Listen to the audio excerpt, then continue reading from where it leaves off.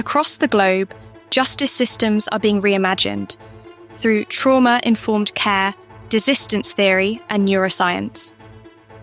At the forefront of this movement stands a voice for change, a trainer of professionals, and a storyteller committed to evidence-based reform. This is The Criminologist, the podcast exploring the people, the practices, and the possibilities shaping a more humane justice system. And now, please welcome the host of The Criminologist, Joseph Arvidsson. Hello, and welcome to episode 240 of The Criminologist Podcast. Happy to have you all with us today. Today's conversation is one I have been looking forward to since the recent World Congress on Probation and Parole, where I had the opportunity to reconnect with today's guests and learn more about their new book, The Missing Story: Probation, Legitimacy, and the Battle for Public Understanding. That title alone says so much, because for those of us who have spent our careers in probation, corrections, community supervision, and justice reform, we know there is a story about probation that often goes untold. The public hears about failure. The public hears about risk. The public hears about high-profile cases, violations, and moments when the system is perceived not to have worked.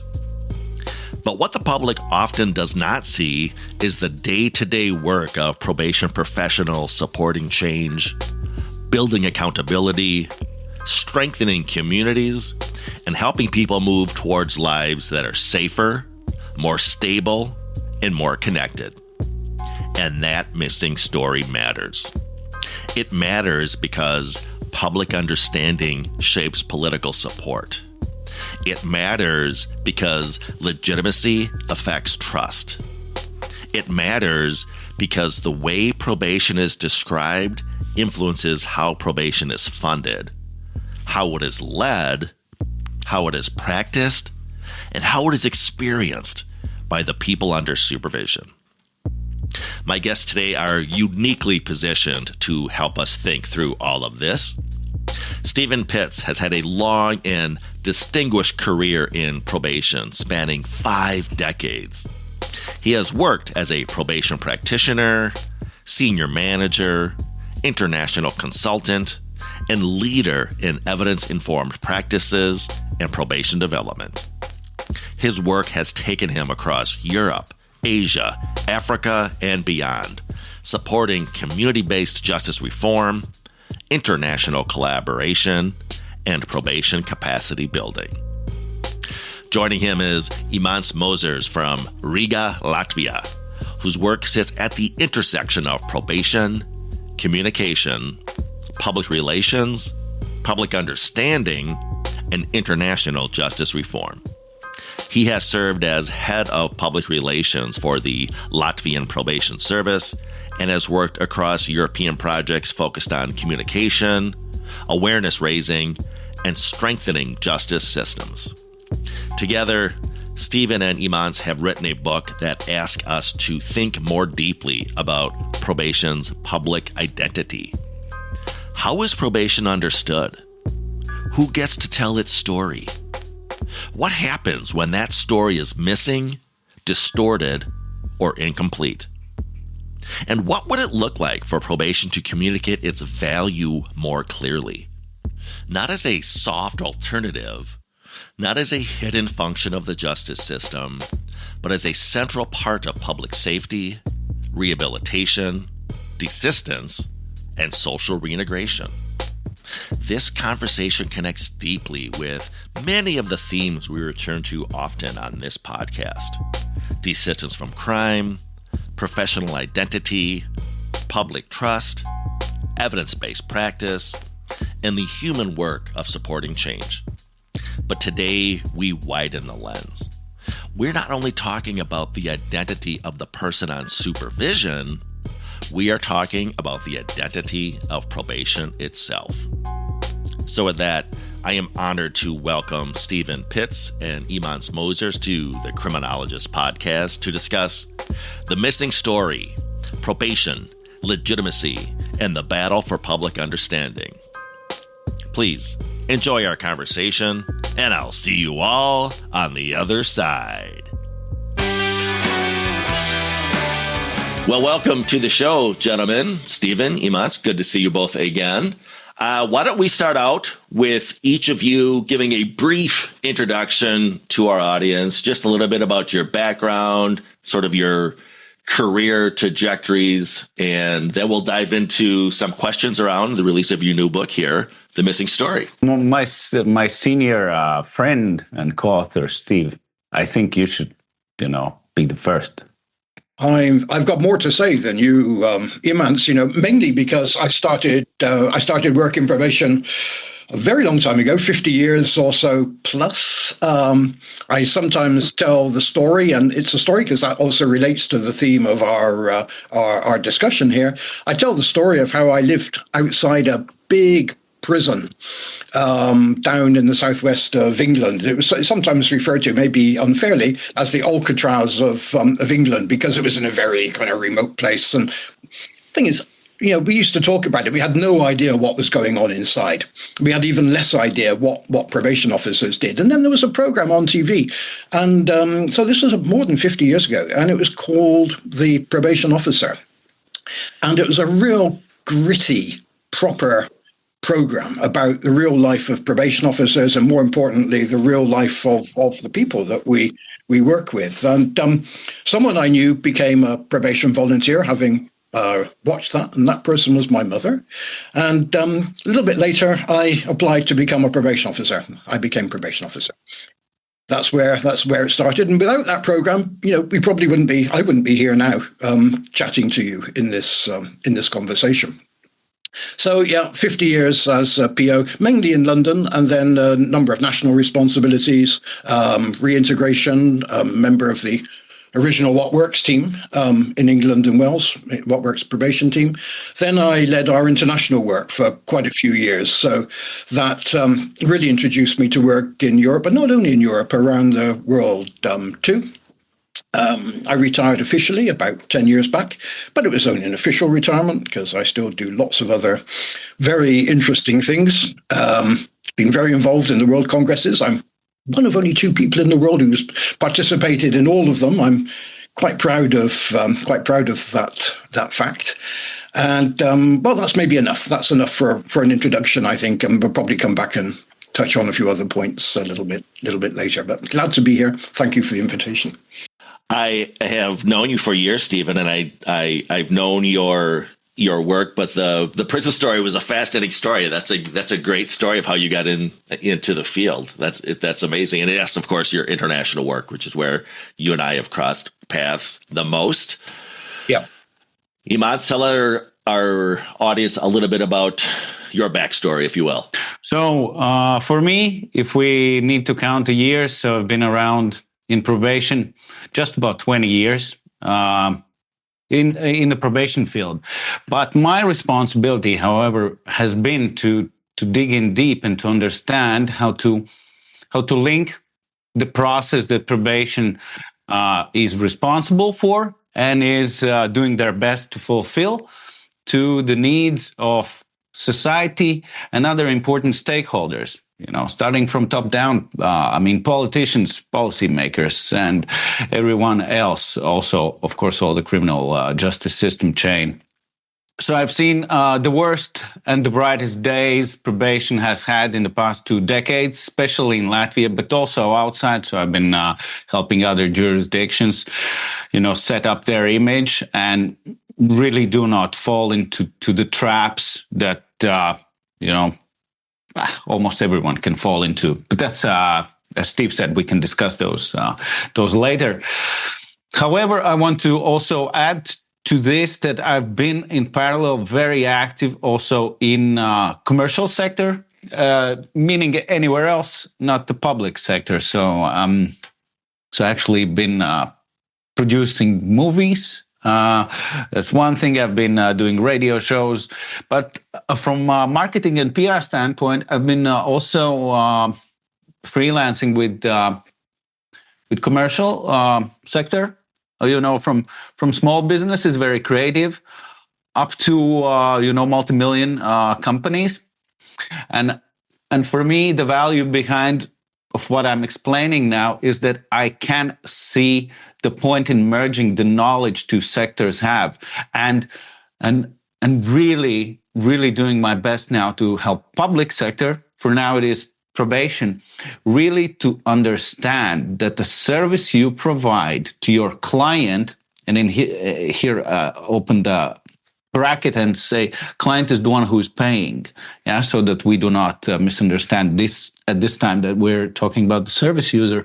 I mean, to really take the best of both worlds and really how to leverage that, because I think already today we are living in such a world that people expect everything as a service here, and they demand quality, transparency, and everything else. Now I'm going overboard, but that's my background, and that's also my reason why I'm also passionate, and also, I would say I'm quite a fighter about this idea, also for probation in Latvia and globally.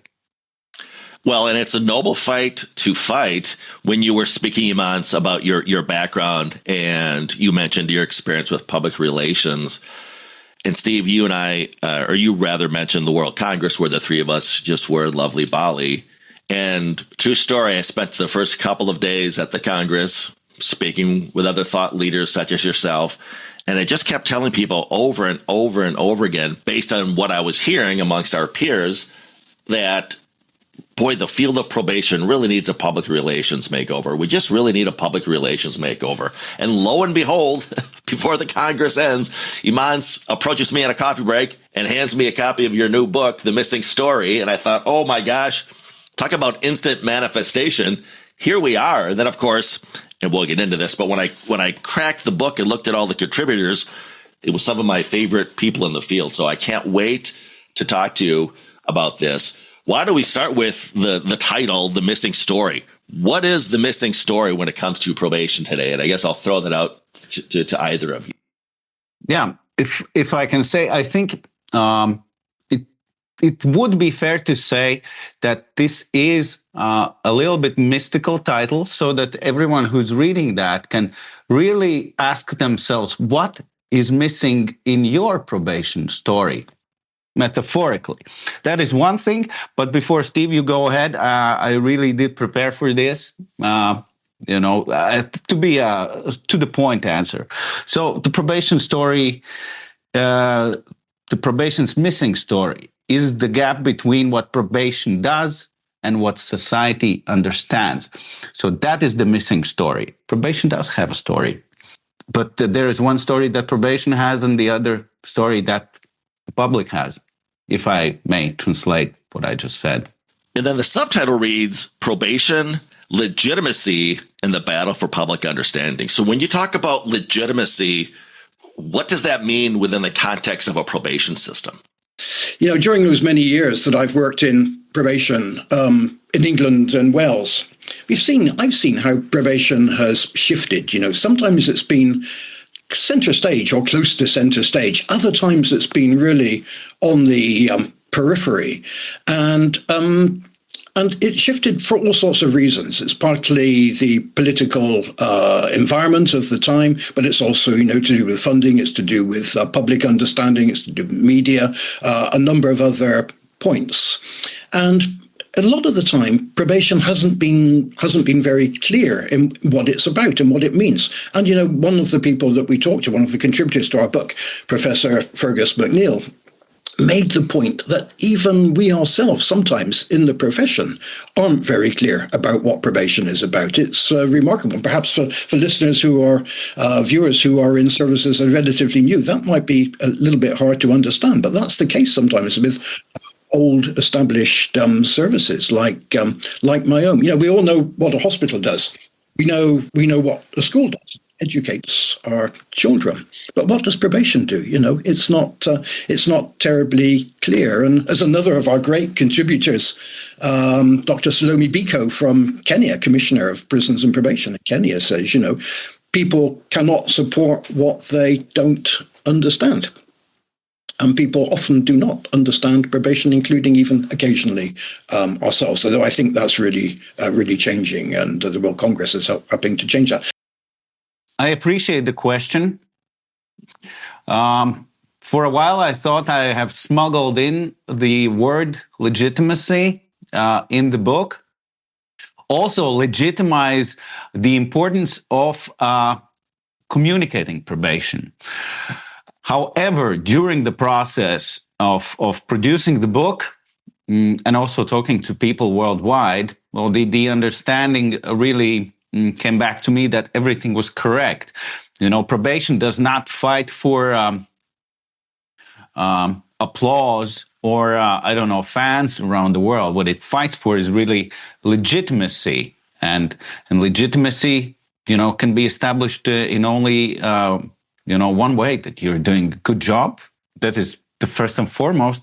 But legitimacy is the perceived value of what you do. And then you need the public support. Then you need the support of stakeholders, and of course, at the end of the day, you will need the political support, which also comes from all of these previous supports, because politicians only look what the electorate really wants is what they will do, and they will not support something that goes against the will of the electorate, in most of the cases. So really, to become a legitimate and really strong in that, you really need to have a clear image of who you are, who you are. All the services, all the people, all the work that's being done. What that is, and is it appreciated by all the previously said target groups? When I reflect on those responses, gentlemen, I couldn't agree more. And I think you mentioned, for example, a clear image, and you both noted how our stakeholders don't have a handle on that. I would contend the practitioners themselves don't necessarily understand that. I comment sometimes whether I'm at the American Probation and Parole Association or even at a CEP event, and I could say I could survey the practitioners in this room and ask them, what does the win look like for you? And on that spectrum of responses, I'm going to get everything from, containment and surveillance and taking bad guys off the street to being a change agent and reintegrating folks. So I think part of the issue is if the practitioners themselves don't understand to this legitimacy question, what we do, what a win looks like. You said it, Stephen. Anybody can look at hospital and say, this is what an effective, efficient hospital looks like, or a school district. But I think in our field, because we're going through this sort of vocational role clarification, if you will, hats off to our friend down in Australia, Chris Trotter. Yeah, I think the field is confused on what a win looks like. And when we introduce these evidence-based practices and these other change efforts, it sort of confounds that. Imants mentioned some of the people we communicate with, people perhaps who don't understand us very well, the politicians. It's so important for, yes, it's legitimacy. It's also our resources, our funding. The judiciary need to see the legitimacy of what we do. Otherwise, they don't make community orders, And we see those going up and down, the number of orders that are made. And by the way, just one point to make. I think a lot of us, when we think about probation, we tend to think about community sentences. If there is an understanding, that's usually what it is, community sentences. But, probation works probation organizations, I know we use the term slightly differently in Europe than you do in the United States. So when we talk about probation, usually we're using a shorthand for everything that a probation organization does. So, we work pre-trial as well. We prepare reports. And having legitimacy is very important in terms of how those reports, even whether the reports are requested, let alone whether they're acted on. It's important too for prisons in terms of preparation for parole and managing people post-release and supporting them in the community. and many other points there too, and very important how the community thinks, stands about our work. Maybe we'll come to that if we talk about desistance a little bit later in our conversation. We, at one point, Joe, we must come back to the elephant in the room, that probation really does not have a clear identity. Yeah. And this is what I wanted to say, that, whilst building the pyramid, from the foundations up, for me, foundation is the identity. Then how each of the stakeholders perceives us is already a derivative of that. Sorry, Steve, I just wanted to plant this in so that we do not skip past that. But please get back into your point, what you were making. It was our Singapore colleagues who said, without public understanding, there's no trust. It's spot on your question, Joe, really. And without trust, they said, there's no acceptance. I'm quoting from our book, Without acceptance, reintegration remains incomplete. So I'm taking it from the point of view of the desistance, of the impact that we have without that understanding, without that public understanding and legitimacy, our work isn't likely to be very, very successful. But yeah, you're spot on, Imants, absolutely. Yeah, and just to add, Steve, I wasn't aware that you would come up with my favorite Singapore colleagues, quotes. I would have kept silent for a bit. What I really think is also not said in the words that Singapore's colleagues have written is, but I'm pretty sure they understand that and they act on it, is not that the communication that they carry is, let's talk about this as a theory, from inside out, but from outside inwards. So if we talk to people, we do not go and talk to them, hey, we are these really smart, really dedicated professionals in the probation field. We're definitely making sure this guy does not reoffend. It's a vague story. But if we start this story from I don't know, anyone else's, interest in the public, then this story, what just Steve said, this quote, what Steve just said, really starts to make a dent in what is happening. Because for everyone who's watching and listening, I hate to break it to you, really, the ones who care about probation are first the professionals, then the service users, maybe volunteers and other institutions. But in order, just to get any interest or sympathy from our communities, we really need to look into what their needs are and how our work is supporting those. Well, we've been talking about the public's perception of probation and what an important role that is. So in your experiences, what are some of those big misconceptions about probation and what is the public missing? If you could just name one or two that really rise to the top. Well, one comes to mind immediately, and another of our wonderful contributors, Dr. Frank Porporino, told us that probation is more than, and needs to be seen as more than, not prison. If we put it in those terms, that immediately it brings up, doesn't it, something we've heard many a time, that probation is some kind of soft option, Alternative sanction? I'm sorry? Alternative sanction? Yeah, it is an alternative sanction, but But what does that mean for any person? I mean, sorry, please continue. That's the difficulty with it. But it's still used a lot, and having said that, there are a lot of parts of the world where probation or alternatives, if we use that term, because in some senses that's still relevant, I think, where they don't exist.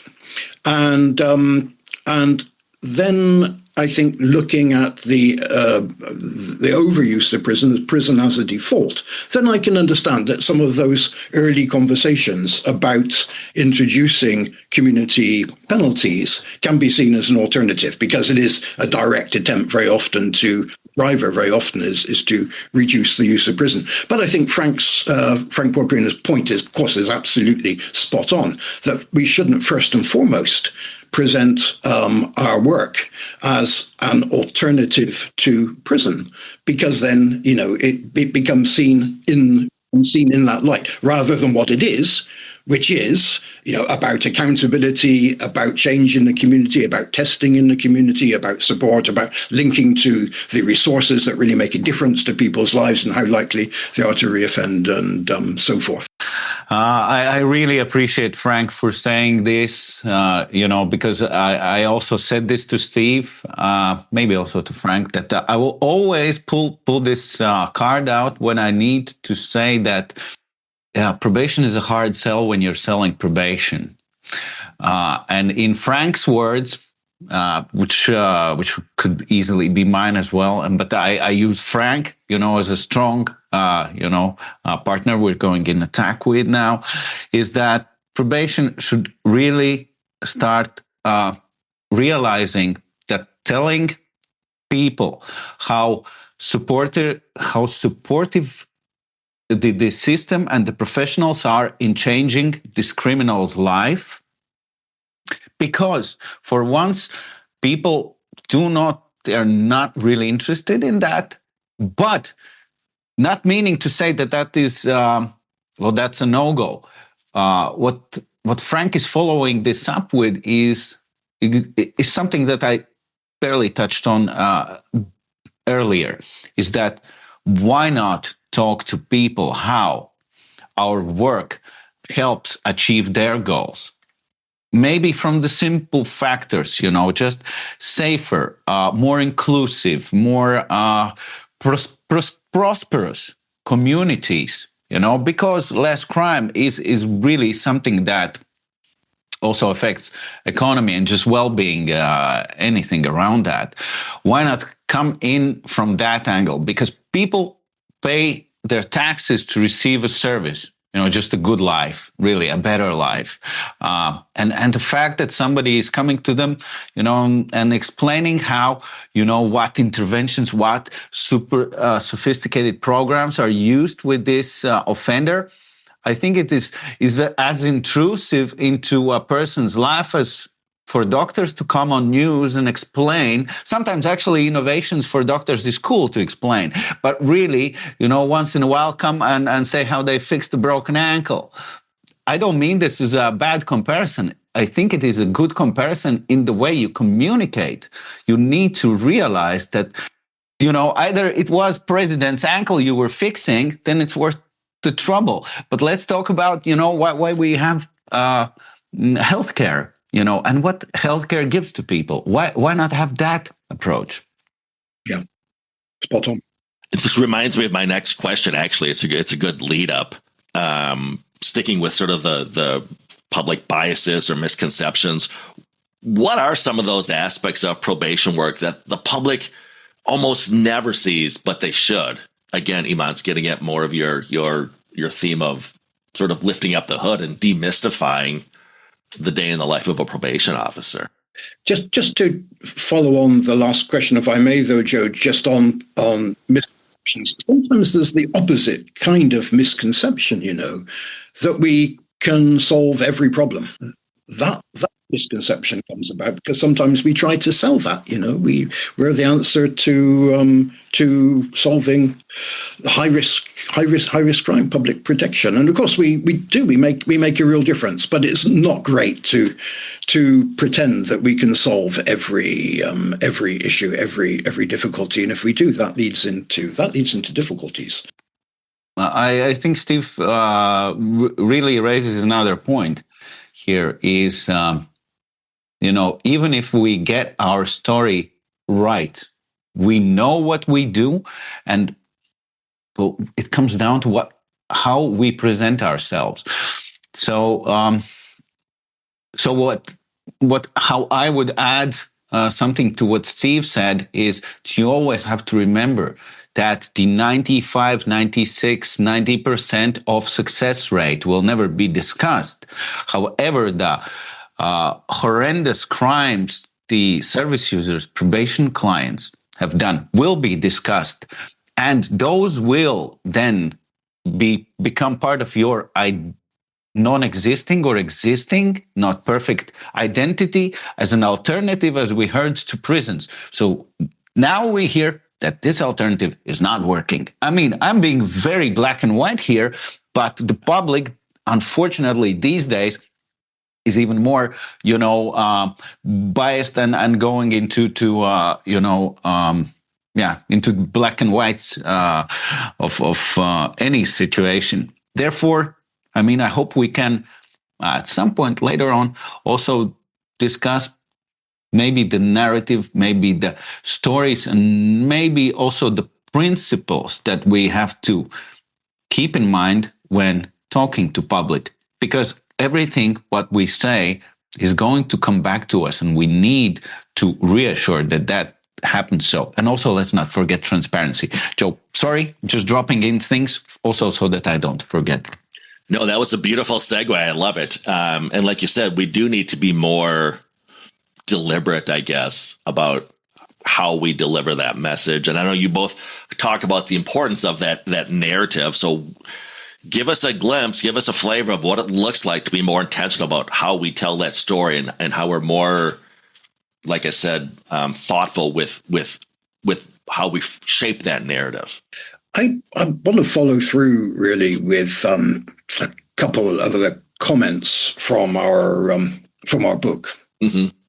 Contributors, another great contributor, Cam Stevens. Yes, Joe, you're nodding. You've met, you know Cam.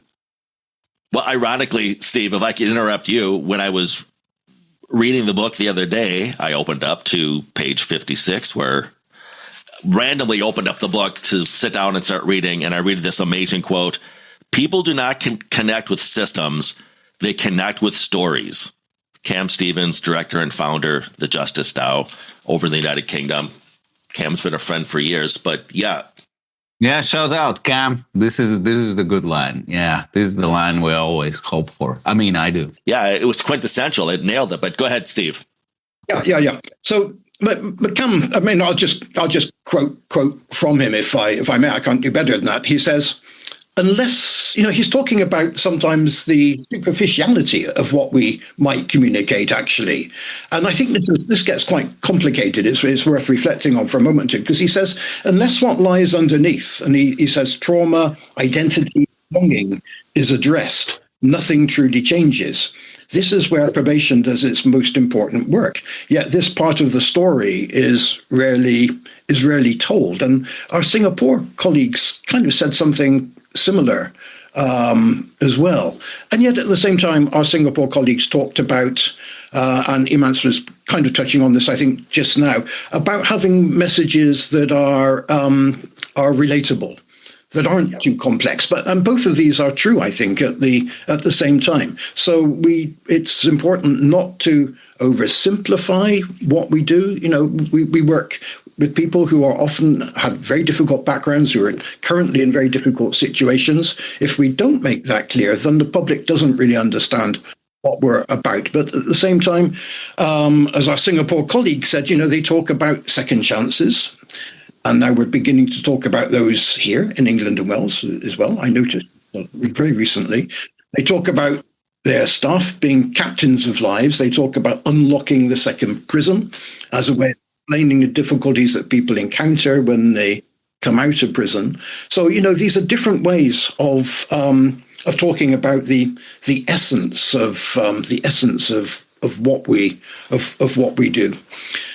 Plenty of other examples too. I think I might be losing track of your original question, Joe, but there are some fantastic examples in our book from the people we've talked to in Kenya. They're planting I think, literally millions of trees, contributing to a huge target. And they're very clear that the work of the probation service is contributing to the national goals in terms of combating climate change and building climate resilience, and that's a message that's communicated about the work that probation does. And it's communicated very frequently, very visibly as well. Turkey too has got justice that are dedicated to victims. So it's making the case that probation is about victims and reducing victims too. So many different examples, which are wonderful, I think, really. And by the way, and I don't know if we'll have time to go into it, but I think the messaging probably varies a bit around the world too. It needs to relate to the culture, to the values of a particular jurisdiction, and that's a whole very, very important area to at least acknowledge exists. When we were in Bali, we heard about harmony, about the purposes of probation being to support harmony. What a wonderful idea. And it's an idea that everyone can relate to. But, that's perhaps going to be heard differently in England and Wales or in the USA. We know what it means, but our value base or our traditions, wherever they come from, our philosophical traditions, our faith, our religious traditions too, are influencing what probation looks like, and I would say probably influencing how we communicate it as well. I love how you note, Steve, that we need to remember our local values and traditions and whatnot, sort of embracing the responsivity principle there.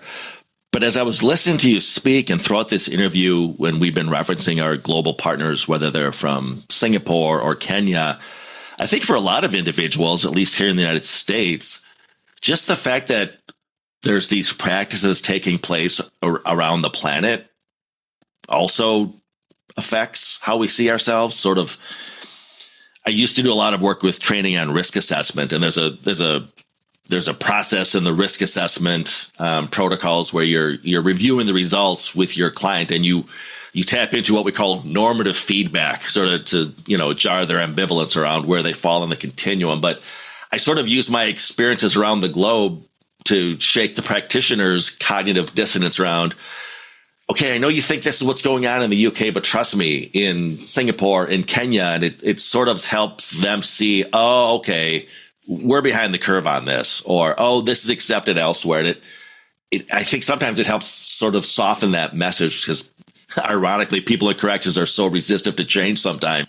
Yeah, and one of the big differences is the extent to which probation services see themselves and the community as collaborators. Yeah, and that's something that we in the West, can really learn from our colleagues in the East. Right. Exactly. If I can, so maybe I'm interpreting what I hear now a bit wrong, but it is really important segment starting from the word harmony in link with Bali. Obviously, it's cultural background of Bali that cannot exist with the word harmony, at one of the foundations of that. However, there are different cultures around the world, different political climates, different economical climates. So many challenges. So what I want to come to with this is that, yes, for professionals, actually, this should be a really great experience to hear from around the world, that the one approach or one mindset behind the same approach is not so effective in one jurisdiction, while at the same time it is maybe one of the most used approaches, and most effective. And really it is important, to have teams, probation teams happy around the world, because they are the messengers of probation. And what is that message that they are saying? Because that is the one either which is formatted and for lack of a better word, controlled by the cultural environment in the organization, or it's left to a chance that a probation officer that is just not happy with something. What is the message of probation he's telling to his family, friends around? What is that message then accumulating along the way? But really, I remember you asked about the narrative. And what I think is important in the context of these different cultures and what works where and what is the public demand, in the United States and in the UK and in Latvia, for that matter, it differs. It's not so different, but it is different. So for me, it would be the narrative should really tackle the question, what is probation for? Who probation works for? That is one. Who does it serve? And then comes the tricky part. It will be a cultural question, I'm pretty sure, and I'll explain why I'm saying this. So, how does it protect society? Because that is one thing probation still tries to do with reducing reoffending, right? And then, and last, maybe why are accountability and support not a contradiction? And all this I was saying because I do want to say that in Latvia, in probation, we really worked on our identity for so long. I think we're still looking for that because, globally, we need to find that, otherwise locally we'll be searching, in a small sandboxes, which may or may not, be very effective. I was the one back in the day, actually, prior to prison service of Latvia. Shout out to my colleagues, those who worked in PR there. They've moved on, but we were the first to come up with our. Let's say not motto, but the overarching message. It was for a safer society. A couple of years down the line, prison service adopted that as well. And a couple of years ago, my boss, also Imants from State Probation Service of Latvia, not challenged me, but I think he did challenge me in a professional way. And I felt like, okay, the big risk is coming now. And he said, Imants, let's think about it. But please think about how can we move on from this wording for safer society to wording for better society. And I was like, okay, this punitive environment that we live in, what people will think. So we devised a smaller strategy, how to take step by step from the safer society to better society. And also, I just want to use this as a real life example that it's kind of also this narrative that we carry today, that we work for society, we work with individuals for the benefit of society, not for the benefit of the individual lives of these individuals. However, that is also explained. Yeah, so for better society might as well be a slogan for Bali probation service. Imants, I made a note when you just said looking at those variables of accountability and support. And I think that's really been the conundrum, even with well-intentioned practitioners and administrators, is not necessarily convincing the listeners that those two concepts are not mutually exclusive. I mentioned Chris Trotter, and I was sort of saying, we need a vocational role clarification, but I think we get hung up so much on that dual role that it's hard to tell a practitioner, you have a dual role. Sometimes you're all about containment and surveillance and accountability. And then at other times you're all about being a change agent and being supportive.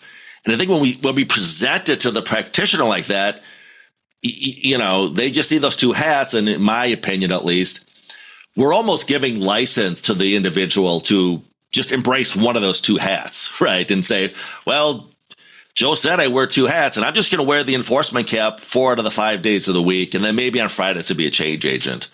And then you've got those people on the other side of the spectrum saying, no, I get into this to help people. I majored in social work, but maybe one Fridays I'll go out and ride with the local law enforcement to do some surveillance. But again, we need to come up with a better hybrid message to say it's not about picking one or the other. As you said, Imants, we can bundle these two together. But I think we overthought this to a degree. What have you guys experienced? One of this sort of fractured messaging, if you will? Absolutely, Joe. Yeah, I mean that's been a story through that 50 years that I mentioned, actually, and particularly probably the last 30 years or so, 30, 40 years of that. It kind of feels like a conundrum, but another of our great contributors, Commissioner Eiffel, Massachusetts Probation, kind of make the opposite point. Actually, he said when the staff feel he didn't use the word settled, but maybe comfortable with the role or something like that. It's when both of those are held together. Actually, when they're not only supporting, when they're not only holding people to account or monitoring, but actually putting both of those together, that's when it really starts to make sense to people, and that then becomes the message that can be communicated to the public and to the judiciary as well. I always, hope that people that are listening to this, that they are not left with, just a barrage of ideas out there. For me, if I have to force it, and I take it as my role, I've been saying that in the early days of my career. I said, okay, guys in probation, I know you're one of top notch, also in Europe, very professional. We've adopted all the best instruments. They're working. I said, but for the sake of argument, I will always have to be the devil's advocate, and not yours, but the public's. So I will always approach what you do only with the eyes of public, and only in that way we can get somewhere. Because, of course, I'm paid to defend a service of the value it has, the professionalism, everything. I will not waste your airtime, Joe, explaining that is nonsense and it will not get you anywhere. I probably wanted to say something else that I might have forgotten. I hope this is a better ending to that. But yeah, it's 2 ways to look at that. How the internal culture fits the external message, and the external message that is sent. It's very important to think, what is the perceived message? Sometimes, the ball can bounce off the wall, and you have to work towards the point where you really get to the point, okay, now we're on the same page with the public, and we know where can we go into detail with the specifics of our work, where it's relevant to them, and really use this tactic to bring the message across, talk about what the other person is interested in, because maybe then you'll have a chance to also, present your needs, what you find important. And at some point we have to discuss also something about credibility of communication. And I'm a strong believer, for past many years, that the messaging needs to be done most of the time by people with lived experience that have been service users.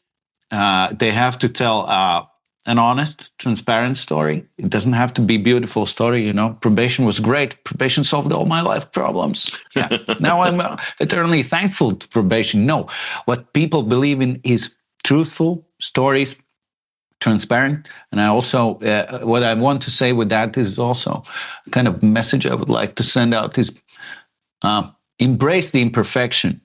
People appreciate that things are not perfect. Everyone understands that. And if you only put rainbow and sunshine and rainbows, it's going to be a mess. So yeah, just kind of tapped into also importance of lived experiences as a vehicle to the minds of just a bigger audience.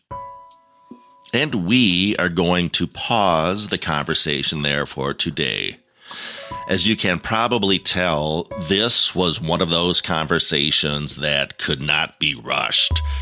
Steve and Imants brought so much depth, history, and international perspective to this discussion that I've decided to break this episode into 2 parts. So this is part 1 of our conversation on their book, The Missing Story, Probation, Legitimacy, and the Battle for Public Understanding. In this first part, we explored why probation's public narrative matters, why the work is so often misunderstood, and how legitimacy is shaped not only by what probation does, but by how probation explains itself to the public, to policymakers, and sometimes even to itself. When we return for part 2, we will continue the conversation by looking more closely at the importance of including the perspectives of those with lived experience. We'll also talk about the next World Congress on Probation and Parole, which will take place in Riga, Latvia. So stay tuned for part 2. I think you'll find the second half of this conversation every bit as engaging and important as the first. In the meantime, I encourage you to check out the Probation Futures Project at www.probationfutures.com. That's where you can sign up to receive updates and be among the first to access the digital version of The Missing Story, Probation, Legitimacy, and the Battle for Public Understanding once it becomes available.